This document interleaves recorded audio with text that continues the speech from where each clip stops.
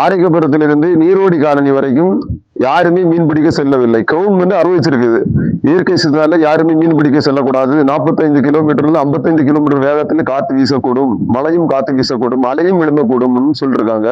அதனால நாங்க யாருமே மீன் பிடிக்க 2000 கணக்கான மீனவர்கள் மீன் பிடிக்க செல்லவில்லை. இதனால எங்களுக்கு ஏகப்பட்ட நஷ்டம். நாங்க இந்த கடல் தாயை நம்பிதான் வாழ்ந்து வருகிறோம். ஆணும் பெண்ணும் மக்களும் நாங்க வாழ்ந்து வருகிறோம். வேற எங்களுக்கு எதுவும் எந்த தொழிலுமே தெரியாது.